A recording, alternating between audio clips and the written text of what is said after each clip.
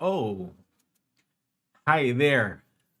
It's been a while. So, this is our first live for the year 2026. And Happy New Year. So, how's your vacation?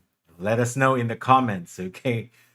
Okay, without further ado, we have the live stream today, and the title is The Vague Trap. So, three phrases that make managers sound unprepared. So, this is not just for managers, it can include supervisors or someone in the upper management in your company, whether you are in Thailand, in the Philippines, or anywhere in the world.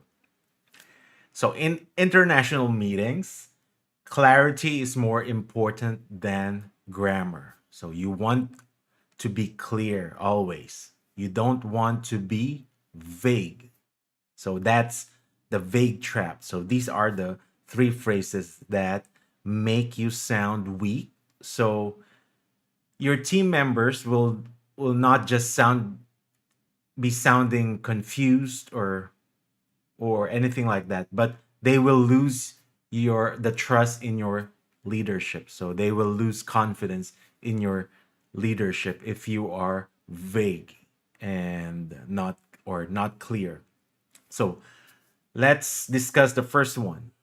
The common phrase that you overuse is I will try to. So let me try. I will try to. It sounds weak, and it sounds like you're not committed or committal, non-committal or weak. So you're not invested in whatever it is or any endeavor or goal that your team needs to do or to accomplish. It sounds like you're not invested. So the fix to this phrase, instead of saying I will try to, you say I will prioritize and insert whatever it is that you're trying to accomplish, or just insert your industry. Let me give you an example. If you are in graphics or graphic design and you are the team lead for graphic design, you can say, I will prioritize the poster this week or tonight. Or you can say, I will prioritize the marketing funnel. So if you're in marketing, you can always do that. So I'll create the marketing funnel for this campaign. So maybe you are trying to get leads or you're trying to get more clients if you are a service business. So you can use that phrase instead. So instead of saying, I will try, you say, I will prioritize this project. Or you can also say, the team is committed to, so you're committed to doing this. So, for example, you are the finance director. So you say, my team is committed to completing all the purchase requests of the purchasing team. You can do that. So, depending on your industry, so this will serve as your template. So, like what we talked about before, we have the sentence modeling. So you can use this. So you can use I will prioritize and then insert your commitment, or the team is committed to whatever it is. Okay. So what value does this uh, fix offer? So it changes the rhythm from hesitant or unsure to authoritative. So you appear more of a leader. You have authority. And if the top management notices that, we know you deserve a raise or a movement or a promotion. Next is number two. Please do this as soon as possible or ASAP. So we talked about this in a podcast yesterday. So instead of using ASAP, You can fix this. And what is the problem with this first? Let's talk about the problem with using ASAP.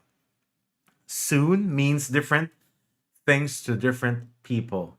So it can be relative. So when I say soon, I can mean that I need it now, or I can I can say that I need it by 5 p.m. So to be exact, you need to provide an exact time. Be specific, okay? So you can say please provide an update by 3 p.m. Depending on your city. So it can be Bangkok or Manila time or anywhere in the world.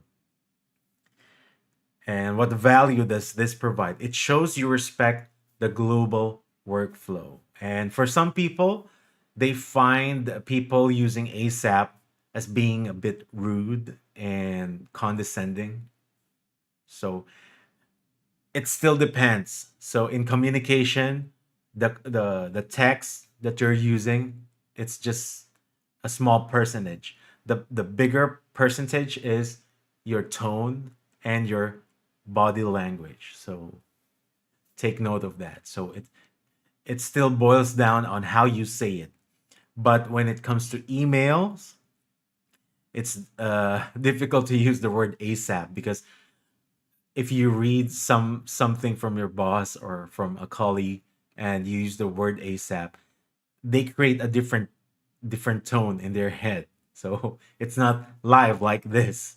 So it can be taken out of context, like what they say, taken out of context. So they might misinterpret what you are trying to say. So maybe you mean that, "Oh, I just need it now, but I'm not rushing you so much." But for native speakers or maybe for other people, even if it's their second language, they might find it a bit rude or condescending. Okay, so with the global workflow, we respect each other's time. So although I know I work in corporate and I know that there are bosses who would like to get the action, like give me that data now. And I know you can relate. You've been there. So there are short notices. Of course, there are exceptions, and it depends on the company or the institution. Some companies have this toxic work culture and they don't respect their employees' time or their staff. And we don't want that. If we have our own business, we would like to respect other people's time, even if it's someone higher or someone lower than you. Okay. Number three is I think that's all. Yeah, we all hear that.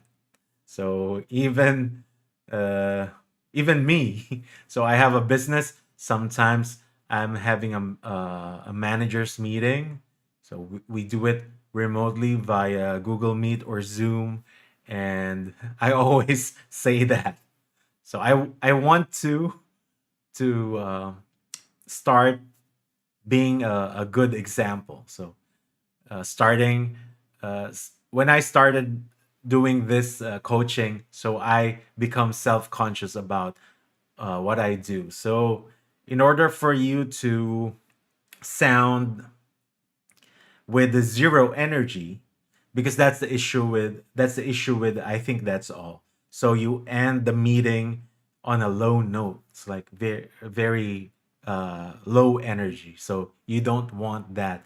You want to keep like a mark or for your team members to be alert and be self-aware. I'm sorry, be conscious about the deadlines or what you talked about. Okay.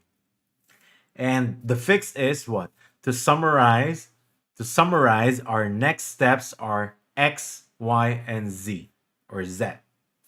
And thank you for your time.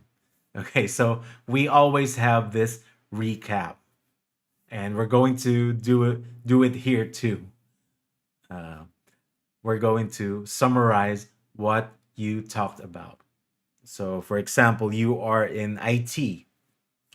To summarize, our next steps are we're going to update the data or have a backup in our server. And then we're going to deploy some API tasks or something. And we're going to have a meeting with other members of our operations team. So for example, you're in IT, and because of those things that you need to do, you need to what? To tell your other colleagues about the changes that will happen. So you will inform other departments that you're going to create a backup, so they need to disable their apps or any software that will be affected. So that's how you summarize, and you say thank you for your time, and just keep it short. Don't overdo it. And the value that you will provide is that you leave the room with the rhythm of authority. Okay, so that's our objective in this coaching thing. So to apply this the third phrase, let me recap. So the first one is the vague phrase is that number one is I will try to. To fix that, you say I will prioritize this report, or the team is committed to finishing this report by Friday. Next, please do this as soon as possible or ASAP. We don't want that. We want to sound formal, and uh, we don't want to sound condescending. So you say, please provide an update by 3 p.m. and your city. It depends if you're working with a global team. Okay, so you would like to respect the global workflow. Number three, I think that's all. So instead of saying that, you say to summarize, our next steps are X, Y, and Z. Thank you for your time. Or you can say to wrap it up. So you can modify that to wrap it up. So if you are in an American company, they normally use to wrap it up, and but to summarize is more authoritative. Okay. All right. So if you are serious with your English and you would like to get some coaching, don't hesitate to contact us. Just go to www.thenglishcrew.com/contact. And this month, or maybe this week first, this month, I'm having like a free 15-minute audit of your speaking style. And if you're interested, just click the link in the description of this live stream. And that's it. I'll see you in the next one. Bye.